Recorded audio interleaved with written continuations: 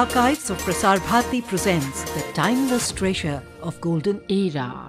तो कपिला जी, ये तमाम जो हमारे डांस फॉर्म्स हैं इनकी ओर आप खिंचती ही चली गई, तो ये बताइए कि क्या इनसे शांतिवर्धन जी वगैरह से, उनके बैले वाले, उससे भी परिचय जरूर रहा ही होगा आपका। गुलवर्धन जी से तो था ही, उसकी तरफ कैसे गए होंगे आप, या उन लोगों से वैसे ही परिचय था? ये तो दोस्तियाँ थी और उसमें एक दूसरा पक्ष आता है और उसमें हमें थोड़ा सा इतिहास में जाना पड़ेगा। आपको मैंने पहले ही शुरू में भी बताया कि जब यहाँ स्कूल शुरू हुआ था तो वो रवि रॉय और फिर शांति निकेतन से लोगों को बुलाया गया था। उसके बाद अच्छन महाराज आया, लेकिन वो संस्कार की बात छोड़ दीजिए। लेकिन मेरा जो अमेरिका में रहा वो सब मॉडर्न डांस हानिया होम के साथ, और मैंने उसमें पार्ट भी लिया और उससे मुझे जो विश्लेषण की दृष्टि मिली। और कभी फिर ये जो परस्पर विरोध की बात है ना, जिस पर मैं सुनती रहती हूँ, this is modern, this is ancient, ये कभी मन में इस ढंग से आई नहीं। लेकिन ये एक बिल्कुल व्यक्तिगत या कि संयोग की बात थी। और मैंने जैसे आपसे कहा कि इतिहास कि जब वो उदय शंकर का जो केंद्र जब टूटा या विशृंखल हुआ तो सब लोग तो यहीं आए। तो महाराज की तो बात, मैंने तो उजरा से भी डांस सीखा, जोरा जी की जो बहन जो पाकिस्तान चली गई थी, और फिर प्रभात आए और सिम की थी। तब इन लोगों ने प्रभात और प्रभादा के साथ बहुत दोस्ती भी थी, पिताजी के साथ भी उनका बहुत ही एक ऐसा सब विलक्षण लोगों में थे। हाँ, तो फिर वो बम्बई गए। बम्बई में इन लोगों ने एक संस्था शुरू की जिसमें कि रविशंकर भी थे। उसको कहते थे इंडियन रेनेसांस एसोसिएशन, और उसमें नरेंद्र शर्मा भी थे, प्रभात गांगुली थे, शांति वर्धन थे और अपनी थे। अपनी तो उनके साथ तो नहीं ये थे। इप्टा से एक अलग वो था। अब इप्टा से अलग था। इप्टा से अलग थे। इप्टा वाले ज़्यादा कलकत्ते के लोग थे और कुछ, लेकिन ये बम्बई में थे और ये इंडियन रेनेसांस एसोसिएशन के नाम से। इन्होंने ही पहले एक यहाँ पर, और यहाँ होता था विवल थिएटर, वहाँ पर एक प्रदर्शन किया था इमॉर्टल इंडिया। मुझे अभी तक याद है, नरेंद्र शर्मा ऐसे दुबले पतले, इतना सुंदर उन्होंने वो शुरू का किया था कि उसके बाद उन्होंने इमॉर्टल इंडिया का, और फिर उसके बाद डिस्कवरी ऑफ इंडिया किया। वो डिस्कवरी ऑफ इंडिया वो दिल्ली लाया और ये रीगल थिएटर में ये सब हुआ करता था। और वहाँ से कुछ प्रभादा के कारण, शांतिदा के कारण बहुत दोस्ती हो गई। और वो मेरे अमेरिका जाने से पहले भी, और वहाँ उनकी आपस में लड़ाई वड़ाई हुई, वो अलग बात। ये सब इंडियन नेशनल थिएटर के समकालीन भी है। लेकिन इंडियन नेशनल थिएटर की जो डिस्कवरी हुई, जो कि पार्वती कुमार जी ने उसका जो मंचन किया, वो कमला देवी के कारण था। तो उस समय कोई ये सब नहीं था कि ये क्लासिकल है, और जो कुछ हो रहा था बड़े मजे की बात हो रही थी। और सब चीज़ में हम रमे हुए थे। वो भी कर सकते थे, वो कथक भी और ये ना स्पर्धा की बात थी। और ये कहना चाहिए कि आज के ज़माने में सोचें तो उसको अंग्रेज़ी भाषा में कहेंगे, this was the first enthusiasm about everything that was happening with a certain nationalistic this thing. और वो बूढ़ी दियाएँ थी, मतलब कृष्णा कृपलानी जी, नंदिता जी, तो उसमें माँ ने सबको बांध दिया कि नटिर पूजा फिर से करेंगे। उसमें सुमित्रा जी भी थी, उसमें शीला भरतराम भी थी। वो रीगल थिएटर में हुआ, उसमें पंडित जी आए देखने के लिए। तो ये कहना चाहिए कि एक उसे आजकल की भाषा में और डिस्कोर्स में तो बड़ा ज़बरदस्त उसका क्रिटिसिज्म होता है, ऑल दिस नेशनलिस्ट बिजनेस। लेकिन मुझे तो उसमें कहने में तो गर्व ही गर्व है, यस, नेशनलिस्ट। तो वो चाहे बम्बई में हो रहा हो या कलकत्ते में हो रहा हो, कलकत्ते में, और वो इप्टा और बलराज साहनी और दमों, उनका भी परिवार के साथ, तो इसलिए सब चीज़ चल रही थी। कपिला जी, नृत्य रूपों की तो हमने बात की, आपके गुरुओं की भी बात हुई, उनके आपका जो खिंचाव रहा उनके प्रति उसकी बात भी हुई। पर ये जो जैसे आपकी जो किताब है इंडियन क्लासिकल डांस वाली, तो मंदिरों का जो योगदान रहा और उसका बहुत विस्तार से भी आपने उल्लेख किया है, और जाहिर है कि इन सबको आपने देखा है, उतना तो खैर हम लोग नहीं देख पाए, नहीं देख सकते शायद अब, लेकिन आपने तो मेरे ख्याल में ये भी बहुत सारी यात्राओं से संभव हुआ होगा कि आप इन पर्सन वहाँ गए होगे, आपने देखा होगा। कुछ उसके बारे में बताइए, ये मंदिर मूर्ति शिल्पों के बारे में। प्रयाग जी, ये सब एक दूसरे से उनका संबंध है, ये अलग अलग नहीं है कि नृत्य कहीं और है और शिल्प कहीं और है। तो और फिर लोग ये कहेंगे कि दिस इनकरेजेबल नेशनलिस्ट हूँ या नहीं, और वासुदेव जी ने वो दृष्टि दी या नहीं, लेकिन ये समझ में आया कि वो शुरू से ही जो यात्रा और वो जो जिसकी बात आपने मुझसे पूछी वहीं से दक्षिण से ही शुरू हुआ। लेकिन जब मैं ये तंजौर के बृहदेश्वर वाले मंदिर में 2 रातें रही हूँ उस प्रांगण में, और दूसरा जो वासुदेव जी के साथ ही मथुरा, जिस पर उन्होंने वो जो लेख लिखा है रेलिंग फिगर्स, तो ये समझ में आया कि ये तो जो तुम नृत्य नाच करती हो और जो इन मूर्तियों में है वो तो भाई ऐसे एकदम एक दूसरे से उसका संबंध है। तो वो खींच के आपको सब जगह लेता गया कि ये भी देखो, ये भी देखो।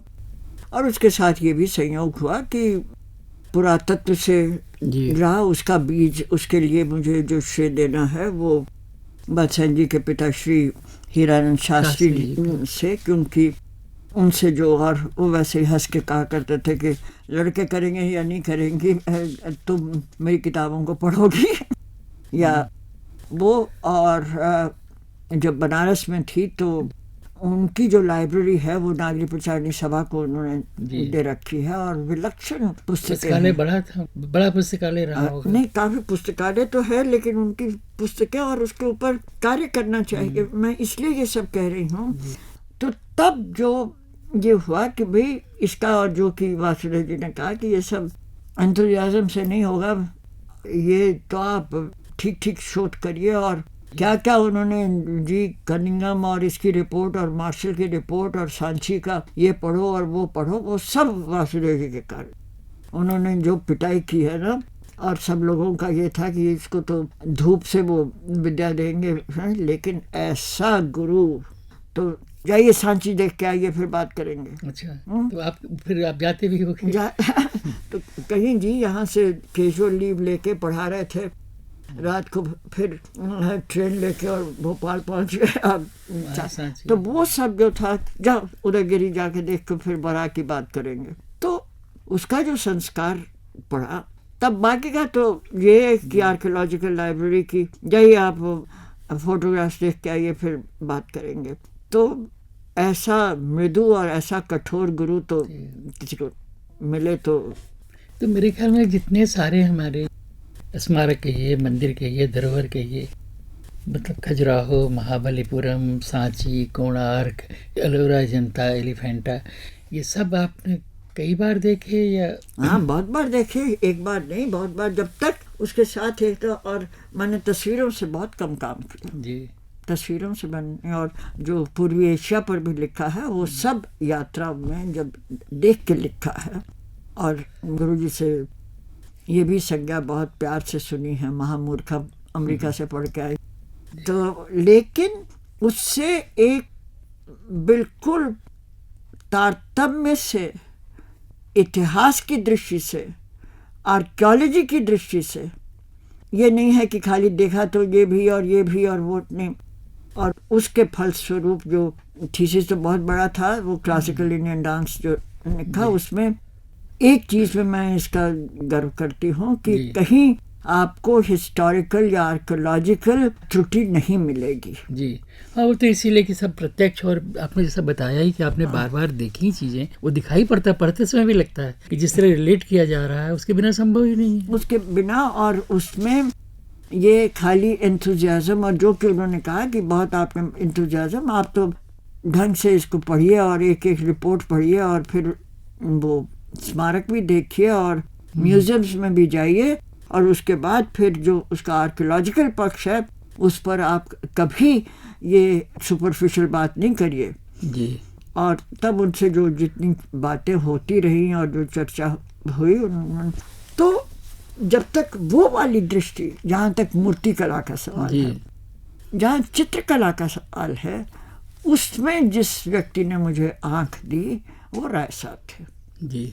मिनिएचर सारे मिनिएचर ट्रेडिशंस, राय कृष्ण दास की जो दृष्टि थी, और अगर किसी को सहृदय की संज्ञा दी जाए और जिसको कि मृदु और जिसने कि रस लिया हो, सच्चे रसिक थे, सबसे सूक्ष्म रसिक तो लगता राय कृष्ण दास थे। और उन्हीं की बैठकों में मैंने सीखा, जो कोई क्लास में तो वैसे जो गुरुजी से सीखा वो एक बात, लेकिन जिनको कि मैं तो सरकार जी जानती थी, सरकार जी यही क्या करते बुलाए जाते थे सरकार जी। हाँ, सरकार जी के बैठक में मैंने, जहाँ सभी लोग आ जाते थे, चाहे वो दद्दा बैती शरण गुप्त हों और मोती चंद हों और जयशंकर प्रसाद की बात हो या वो सब, तो उन बैठकों से सीखा, हम कोई क्लास से नहीं सीखा। और ये कि बिटिया ज़रा सा आप ज़रा वो बस्ता उठाना, उसमें बूंदी की हैं, वो बस्ता उठाना, उसमें मेवाड़ की हैं, ये बस्ता उठाना, और ये भारत कला भवन। तो वो जो था वो ये कि एक विधा से, और मुझे कोई आर्ट हिस्टोरियन बनना नहीं था, मुझे कोई वो नहीं, लेकिन ये है कि ग्रहण करने की शक्ति भी होनी चाहिए। चुपचाप बैठे रहो और फिर उन्हीं से ये म्यूजियम की भी बात, म्यूजियम्स में क्या होता है, भारत कला भवन और नेशनल म्यूजियम, क्योंकि तब नेशनल म्यूजियम बन रहा था। और तब ये आर्ट परचेज कमेटी में राय साहब थे, मोती चंद थे, फिर बाद में काल खंडाल वाला आए। तो इन लोगों के साथ बैठ के और एक एक मूर्ति को हाथ लगाने से और उसकी देह, और फिर शिवराम मूर्ति जैसे, तो आनंद ही आनंद है। मतलब क्या सीखा, कितने लोगों से, किस तरह से, और इस मधुरता से और इतने हास्य से ये भी सीखा कि फेक कैसे बनते हैं, नहीं बनते हैं, उस सब का बहुत काम आया। तो राय साहब का तो जो ज्ञान है, जो उनकी रसिकता थी, वो तो इतनी विविध भी लगती है। मैंने तो खैर कुछ उनकी चीज़ें ही पढ़ी हैं, पर सुना ये कि वो मान लीजिए कोई वस्त्र भी है, कोई सूती वस्त्र है, कोई कहाँ का बना हुआ है, क्या है, ये बता देते थे। ऐसी चीज़ें सुनी उनके बारे में।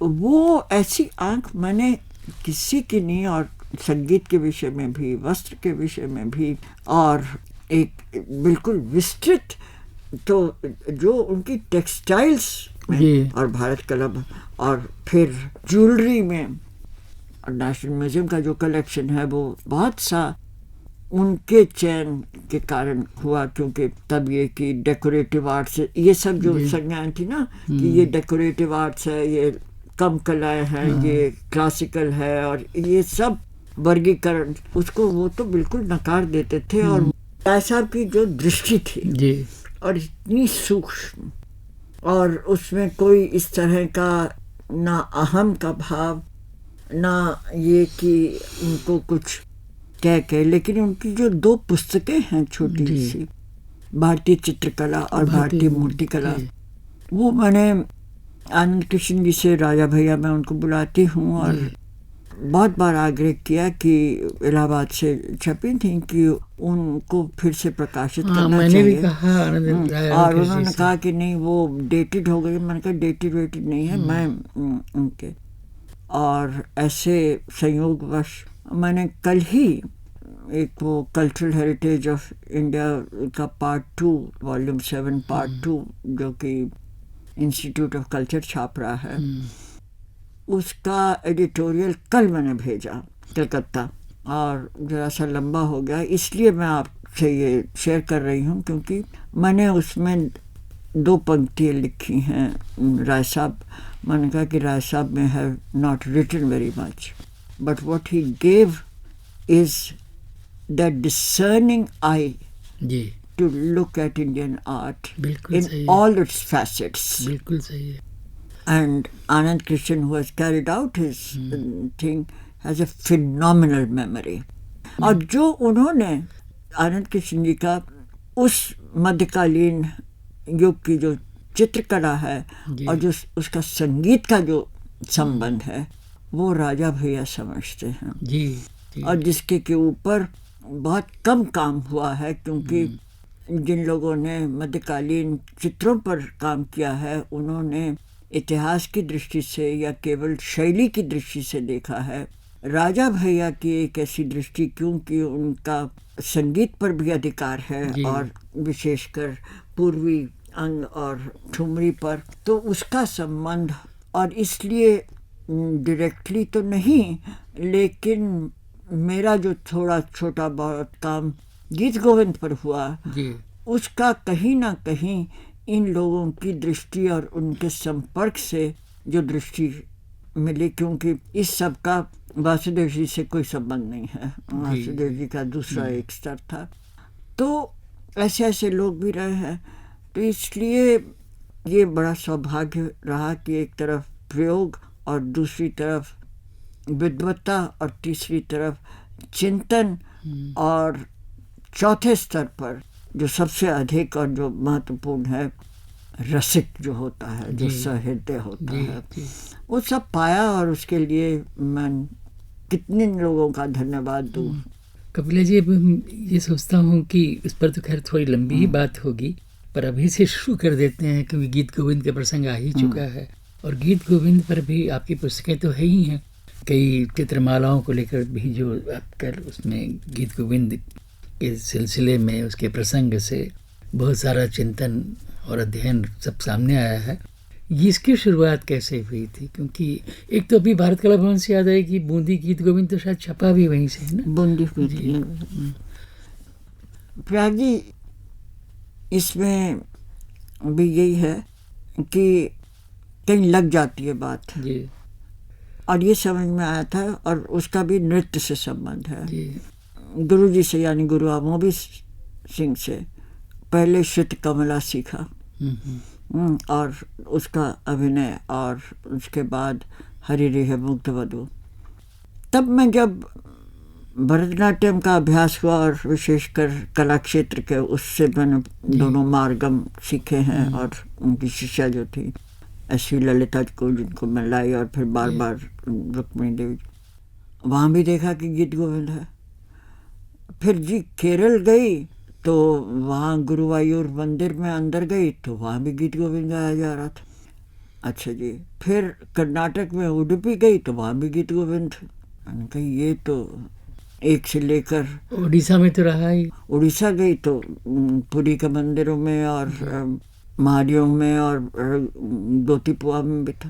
मैंने कहा ये क्या चीज़ है, इसकी यात्रा क्या है।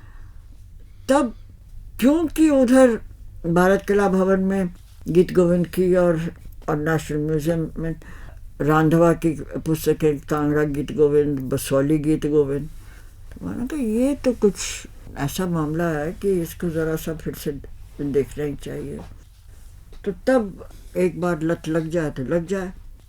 फिर राणा कुंभा की जो रसिक प्रिया कमेंट्री है उसको पढ़ना शुरू किया, तो वो तो गुत्थी निकलती निकलती चली आई। तब पहली बार मुझे आज तक कभी कोई रिसर्च फेलोशिप नहीं मिला, लेकिन सरकार में रहते हुए फिर मैंने नेहरू फेलोशिप के लिए एक बार अप्लाई किया, तो वो उन्होंने तो दे दिया, लेकिन सरकार से छुट्टी नहीं मिली। फिर दोबारा अप्लाई किया और तंग आ गई थी सरकारी, तो तब वो गीत गोविंद का एक प्रपोजल, और उसके लिए मैं आभार प्रकट करती हूँ, और उसमें डॉक्टर करण सिंह का भी कुछ हाथ रहा होगा डिसीजन मेकिंग में, बड़ी मुश्किल से तो वो 2 साल मिले। तो फिर गीत गोविंद की जो अध्ययन करना शुरू किया तो मैंने सोचा था कि मैं सब कला विधाओं में गीत Govind and the artistic traditions of India, वो था जिसमें कि चित्रकला भी होगी और नृत्य भी होगा, संगीत भी होगा, उसका जो अंदर का पक्ष है, उसके जो बाहर। लेकिन शोध भी काफ़ी पुलिस का काम होता, वो जो करती गई तो उसमें से तो निकलता ही आया।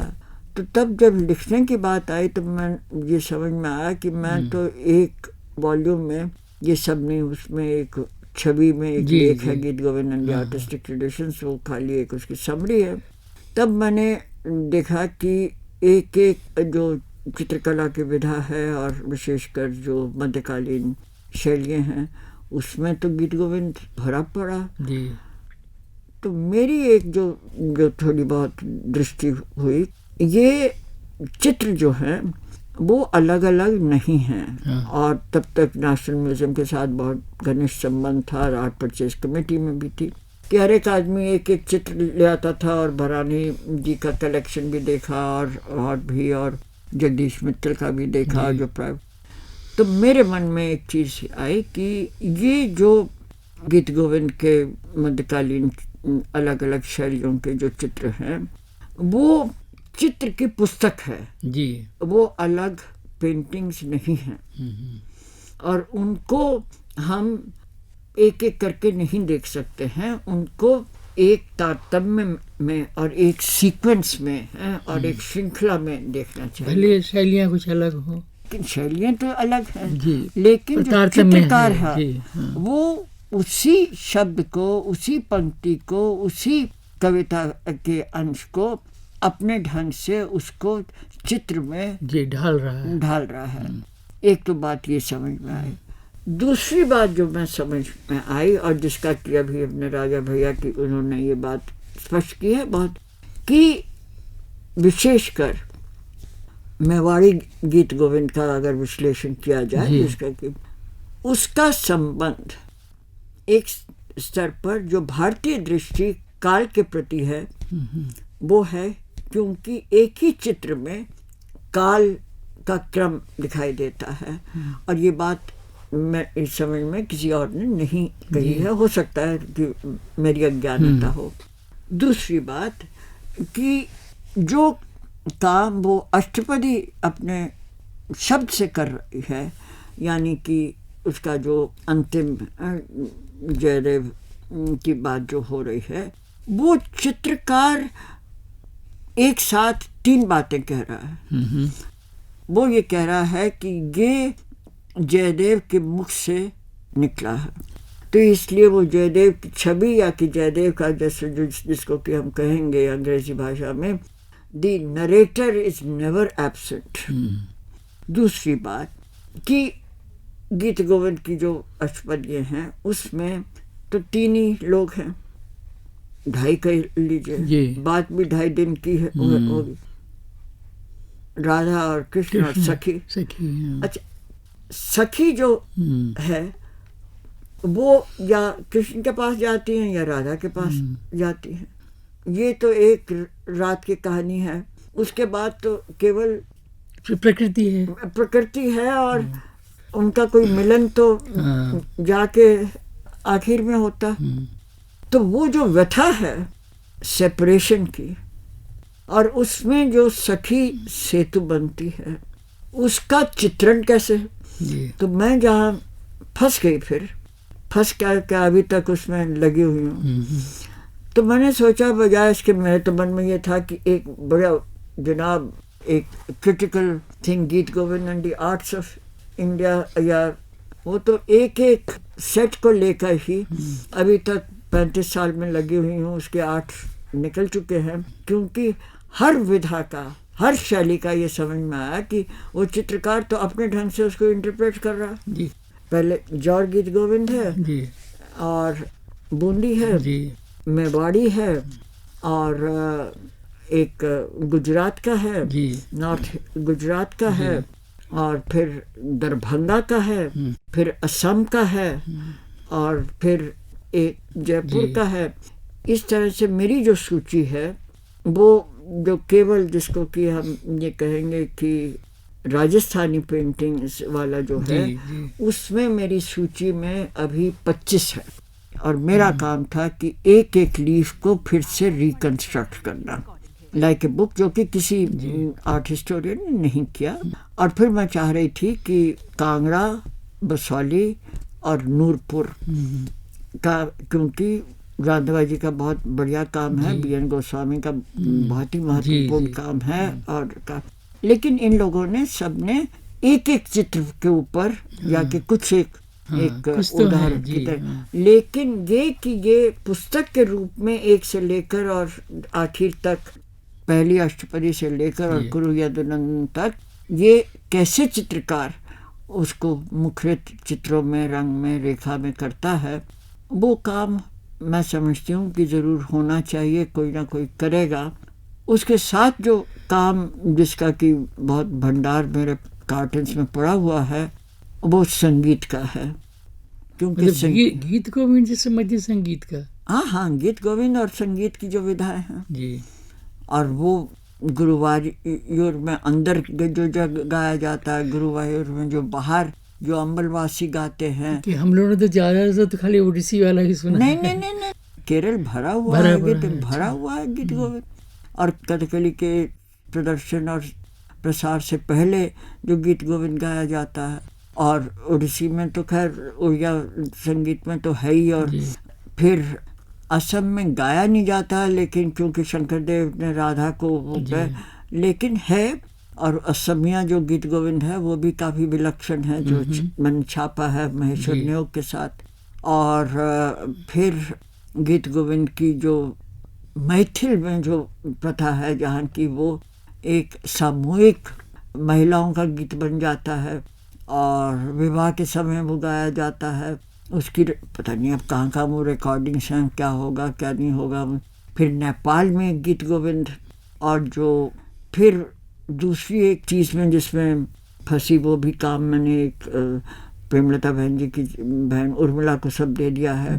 क्योंकि एक तो चित्र का स्तर हुआ, एक जो संगीत में जो अलग, अच्छा तमिलनाडु में वो राधा कल्याणम बन जाता है, उडुपी में वो दूसरा एक उसका रूप ले लेता है। सब जगह गीत गोविंद। क्या यात्रा है गीत गोविंद की, ये तो एक महान यात्रा है। वो छोटी सी एक पुस्तक 2.5 दिन की कहानी, जिसमें कि हिंदुस्तान को हम डाइवर्सिफिकेशन की बात करते हैं, हम डाइवर्सिटी, हम यूनिटी की बात करते हैं। आप गीत गोविंद को देख लीजिए, जितना आपने बताया कि और जितने अंचलों और प्रदेशों की बात की, उसी से साफ है कि वो कैसी यात्रा रही, लगभग अखिल भारतीय। और ज़रा सुनिए तो, देखिए गीत गोविंद उसके ऊपर बहुत कंट्रोवर्सी है, और 4 बड़ी बड़ी पुस्तकें हैं।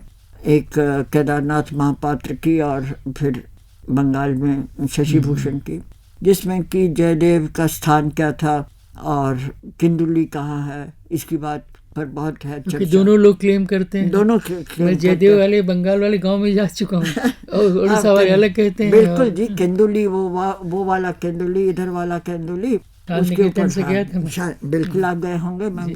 और उसमें भी जो तथ्य, और मुझसे वो बहुत नाराज़ हो गए, क्योंकि मैंने कहा कि जन्म स्थान से क्या लेना देना, मुझे तो उसकी कृति से लेना है। कहने नहीं, आप ये बताइए कि वो उड़ीसा के थे। बंगाल जाते हैं तो वो कहते हैं आप ये बताइए कि वो पैदा हुए थे। मैंने कहा एक पार्थिव शरीर से क्या करना है, जो वो कह गए हैं वो तो सारा व्यापक है। प्रज्ञ आपने बात छेड़ी है ज़रा। गीत गोविंद की जो पांडुलिपियाँ हैं वो कहाँ मिलती हैं? सबसे पहली पांडुलिपि मिलती है नेपाल में, नेवारी स्क्रिप्ट पे। तो जहाँ भी इनकी डेट होगी 1182 या वटेवर, लेकिन जो पहली 13th सेंचुरी की पांडुलिपि है वो नेवारी स्क्रिप्ट में नेपाल में है। फिर मैं उसके पीछे पड़ी रही कि जी अब देखें कि पांडुलिपियाँ कहाँ कहाँ हैं। अच्छा, मूल पांडुलिपि, तो मूल पांडुलिपि, और उसमें कोई गीता के बाद अगर कोई एक टेक्स्ट है जिसमें कि कोई परिवर्तन सिवाय 8 जो कि राणा कुंभा ने 14 और वर्सेस दिए, उसमें कोई परिवर्तन नहीं होता। ऐसी चीज़ की ओर आपने याद दिलाई, इसकी ओर ज़रा ध्यान कम जाता है इन दोनों कृतियों के संदर्भ में जो चीज़ आपने बताई। और ये 12वीं शताब्दी की लिखी हुई है और 15वीं 16वीं तो ये क्या था कि जो मूल है उसमें, लेकिन टीकाओं की बात अब सुन लीजिए मेरी सूची में, और ये पूरी नहीं है। और अभी कल शिवस जी आए थे और से बात कहना, नहीं कपिला जी मुझे एक और टीका मिली है, और फिर वो रूप गोस्वामी की और इन लोगों की। मेरी सूची में अभी तक उसकी 50 टीकाएं हैं। ये जो गीत गोविंद की चर्चा हो रही थी आपके साथ, उसकी यात्रा की, और जैसा कि आपने बताया कि अभी भी बहुत सारी चित्रित पांडुलिपियाँ ऐसी हैं जो उस तरह से प्रकाश में नहीं आई, बहुत हमारे विमर्श में उस तरह से नहीं शामिल हुई। तो उनके बारे में थोड़ा सा कुछ और बताइए, क्योंकि आपने 8 तो नाम ही ले दिए कि जिन पर आपका स्वयं का काम है। और आपको क्या लगता है कि संगीत की बात भी आपने की कि गीत गोविंद का संगीत से संबंध, नृत्य से भी संबंध इस तरह से हो ही जाता है, तो और क्या आयाम है गीत गोविंद के आपकी नज़र में?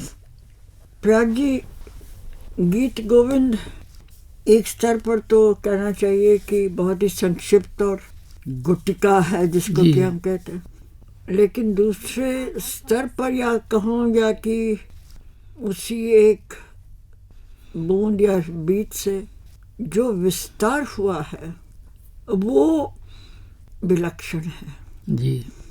और एक और कृतिका जिसका कि इंदिरा गांधी नेशनल सेंटर में पांडुलिपियों के जो प्रतियां थीं जिसके का किया गया और जो डेटाबेस बना, तो उसमें 2 कृतियां ऐसी आई हैं जिसका कि सबसे अधिक, और मैं बिल्कुल अधिकार से तो नहीं कह सकती हूँ, जिनके भारतवर्ष में व्यापक उनकी पांडुलिपियां मिलती हैं, और टीकाओं के मामले में गीत गोविंद पहला है।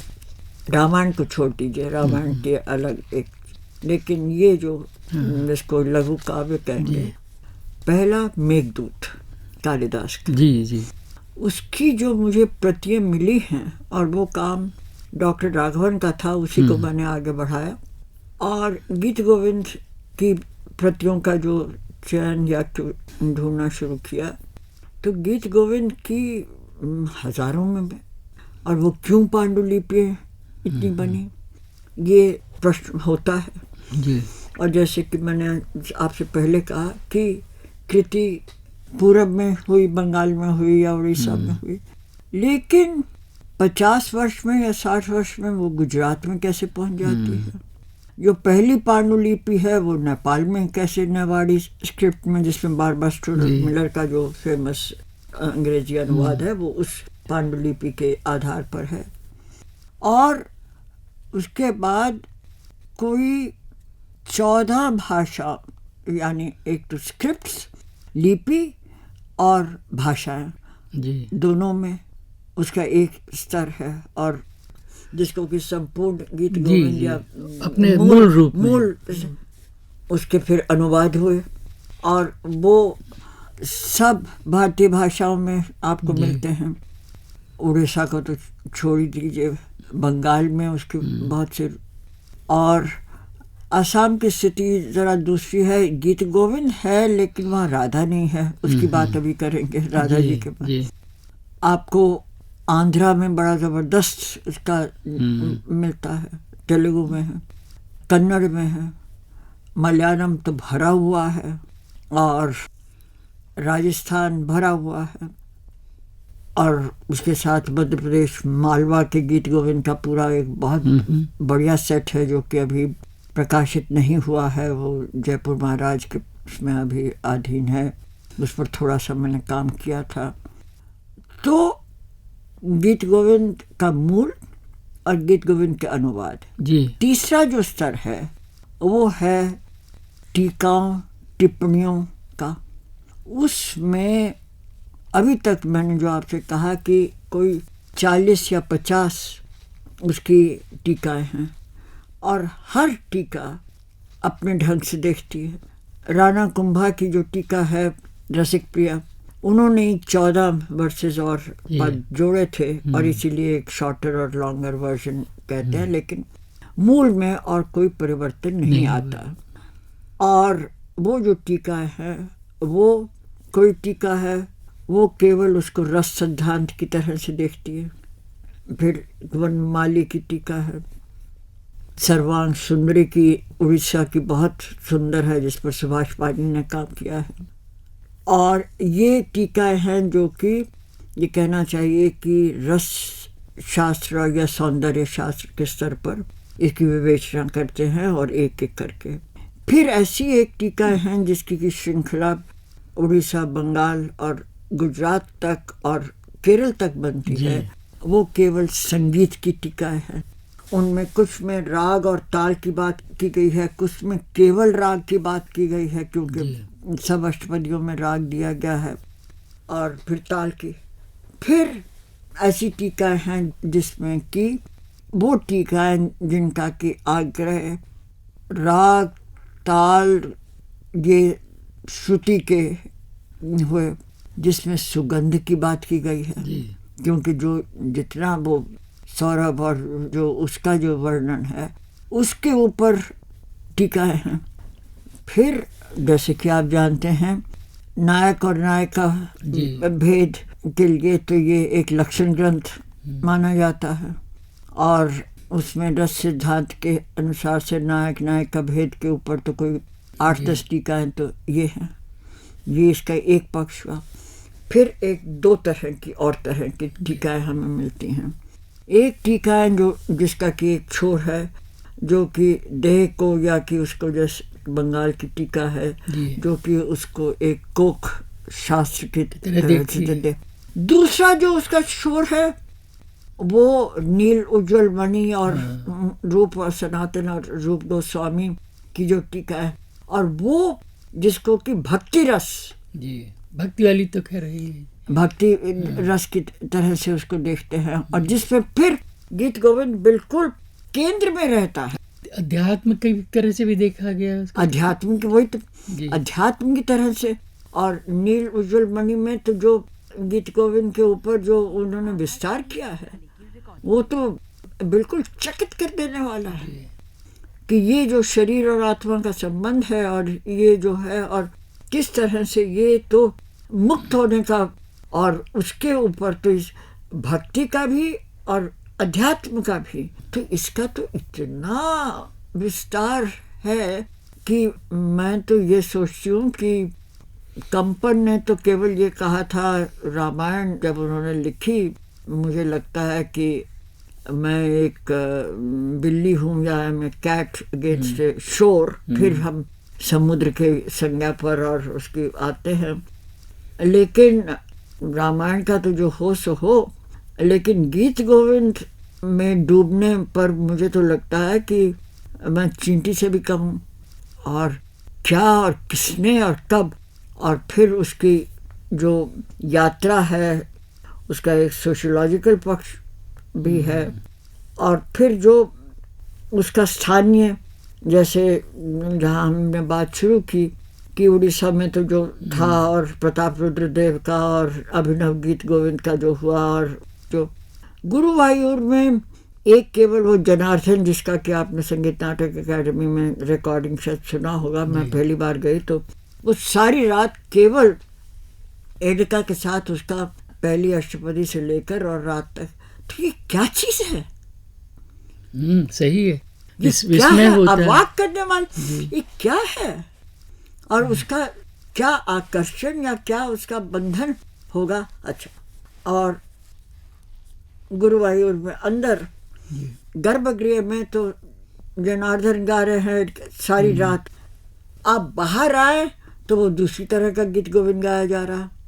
और जिनको अम्बलवासी या जो हम कहेंगे कि जो लोग उसका मंदिर का देखते हैं वो झाड़ू भी दे रहे हैं, गीत गोविंद भी गा रहे हैं। और मणिपुर का गीत गोविंद का अपना ही है। अच्छा, ये बताइए कि हम तो नॉर्थ ईस्ट की बात करते हैं तो वहाँ कैसे, ये ठीक है कि हमें मालूम है कि कैसे वैष्णव सब वहाँ गया, लेकिन वैष्णव सब गया तो गीत गोविंद क्यों गया? और गीत गोविंद के साथ वहाँ पर सारी आराधना होती। क्या इसके पीछे राधा कृष्ण वाली जो लीजेंड है उसका भी हाथ है कि वो भी तो ट्रैवल करती रही पूरे देश में? ये बताइए कि राधा का निर्माण किसने किया? श्रीमद् भागवत में तो आधी पंक्ति है वहाँ पर आराध्य के नाम। तब ये माने कि गीत गोविंद के कारण भी इस लीजेंड की यात्रा हुई है। बिल्कुल। और वो एक दूसरा वो भी आधी लिखी हुई है, अब तो जिंदगी नहीं रही है, राधा ट्रैवल्स और डजंट शी ट्रैवल, उसका आधा ही पांडुलिपि, क्योंकि कहीं तो संपूर्ण राधा जाती है, कहीं गीत गोविंद जाता है लेकिन राधा नहीं जाती है। शंकर देव ने राधा को वर्जित कर दिया था। अच्छा, असम में? असम